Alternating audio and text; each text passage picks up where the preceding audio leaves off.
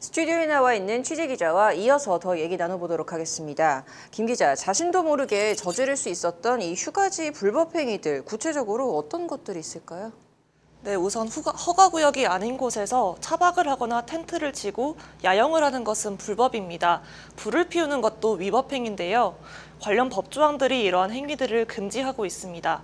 지금 보시는 것처럼 해수욕장법, 자연공원법, 산림보호법 등에서 지정된 장소가 아닌 곳에서 불을 피우거나 야영을 할 경우 과태료를 부과한다고 규정하고 있습니다. 네, 이건 좀 의외기도 하고 이제 우리가 몰랐던 부분이었는데 해수욕장에서 불꽃놀이를 하는 것도 이게 엄연한 불법이라고요?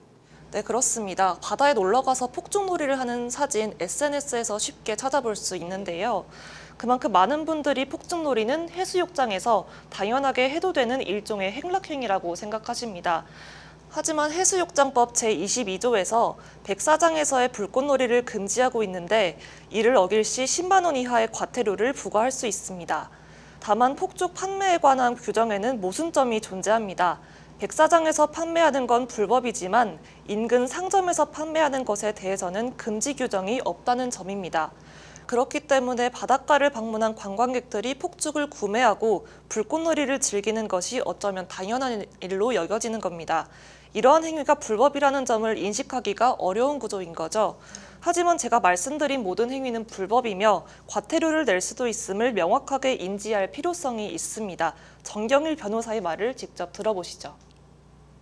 휴가철 휴가지에서 아무렇지도 않게 해변가에서 불꽃놀이를 하거나 취사, 야영, 불을 피우는 행위들은 해수욕장법, 자연공원법, 공원녹지법, 산림보호법, 소방기본법 등에 따라서 위반 시 최대 200만 원 이하의 과태료 처분 받을 수 있다는 점. 네, 최근에 이 취재를 위해서 김 기자가 실제로 바닷가를 다녀오지 않았습니까? 저희가 이제 앞선 보도 영상에서 불꽃놀이 신고를 받고 경찰들이 단속에 나왔는데 그 현장 분위기가 당시에 어땠나요? 네, 지금 현행법에서는 과태료를 부과한다고 규정을 하고는 있지만 현장에서는 안내 조치만 이루어졌습니다. 지자체에서 단속을 하고 행정처분을 내려야 한다는 이유에서였는데요. 폭죽을 터뜨리는 관광객들은 여기저기에 있는데 악성적 행위가 반복되는 경우에만 과태료 처분이 내려지다 보니까 이러한 불법 행위에 대한 근절은 현실의 벽에 부딪히는 모습이었습니다. 즉시 처리는 안 되는데 사실 좀.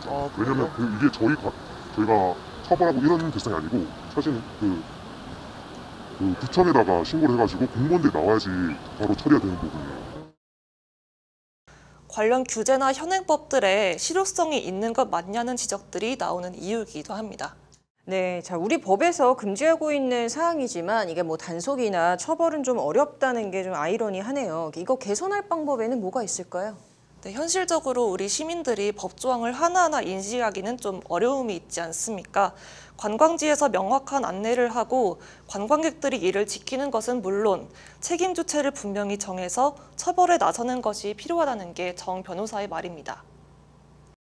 일례로 쓰레기 무단 투기 같은 경우에는 해수욕장법에서도 금지하고 있고 경범죄 처벌법에서도 금지하고 있고 산림보호법에서도 금지하고 있고 각 법령에서 다 금지하고 있습니다. 단속할 수 있는 권한 주체들이 많다 보니까 서로 그 책임을 미루고 있습니다.